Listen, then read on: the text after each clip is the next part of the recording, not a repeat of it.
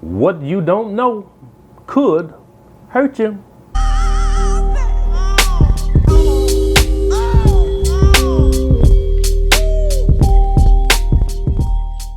What is going on, everybody? I'm C-Los and welcome to Pay Yourself Back, where it's all about mental awareness and spiritual wellness, guys. In today's video, I'm just going to freestyle a little bit. It's a little bit different of the videos that I normally do. I mean, I can't get out and do like I normally would because everything is closed. They got this social distance thing going on. So a lot of businesses are closed. It has affected a lot of people's lives, and it's going to be really, it's getting to be bad. And even if it does get better, the recovery time is going to be very long. It's going to take a long time to recover. So what I decided was just to kind of briefly talk about that, and then spend the rest of the video talking about what I do to keep myself and my system, my immune system, strong.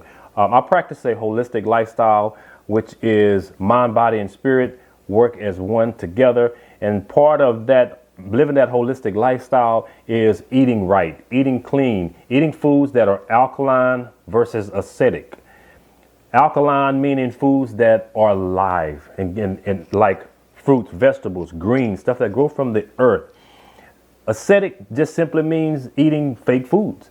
Eating fake foods. What is a fake food? Okay, a fake food: cereal, donuts, snacks. All these snacks, these are fake food. Eating dead food. But we're gonna get into that in a little bit, guys. I have been fortunate enough to work from home. In my apartment here, the parking lot is packed. 10 hours a day that I'm here and I'm working from home, the parking lot is packed. There was a time not too long ago when I would leave and go somewhere and I don't have a parking spot. I had to ride around the parking lot to find a spot. Now I can leave for 8 hours and come back and get the same spot because nobody is moving. I know we're supposed to stay in the best you can, but people still have to go out and get stuff. But nobody's moving, I think, because they're either laid off or either they're working from home. And this here, we're in a crisis right now, guys. I don't have to tell you that, but I do see people out doing stuff, exercising, and that's the first step in combating this virus, in my opinion. And let me just say, I am by no stretch of the imagination a dietitian or any medically certified anything. I know what works for me. It may not work for you guys. So don't take everything I say to heart. I'm just giving you some information about what works for me. And it could possibly work for you as well. Now, here's what I would tell you. All of the news that they report, we see the same thing every day. It might be just a different version of it, but it's the same thing. The one thing that I haven't really saw them touch upon is your eating habits. And if it's a virus that attacks the immune system, that means that it attacks people with weak immune systems. If your immune system is fairly strong, you may still get it. You might already have it and not know it, but you're going to recover a lot faster versus someone who has a weaker immune system. That's the reason why you're starting to see there's a lot of elderly people out there. So what I would suggest is that change some things about your eating habit and your lifestyle. That way you can keep your immune system in a top-notch state. You might want to start reading some books. You might want to start educating yourself on certain things that you put in your mouth. And that's not the perverted version of this, guys. So don't take that the wrong way. Certain things that you ingest causes a lot of problems.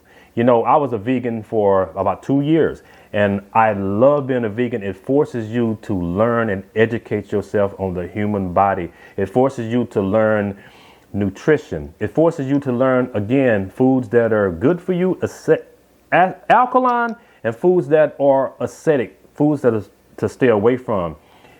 Forces you to learn about high fructose corn syrup in sodas, in juices, even in seasoning salts. Forces you to learn about meat and carcinogens. This is my biggest thing that I tell people. You don't believe me, you can look it up. It's no secret that there are cancer causing poisons in meat. Sodium nitrates, sodium nitrites, carbon monoxide. When you go to the grocery store and you're looking at meat case and your meat is nice and pretty, sometimes it may be rotten. And it may be rotten because there's no way that you can keep meat red without putting something into it to make it that way. And unfortunately, carbon monoxide is one of those poisons that they use in the meat. Now, short term, it may not affect you. But long term, when you start hearing about people with cancer and you start hearing of people with diabetes and things, these diseases, D-I-S-E-A-S-E, dis-ease, your body is not at ease, so it's a dis-ease. That's one of the main causes of it. This is no secret. Again, guys, you can look it up. So what I'm saying is that educate yourself.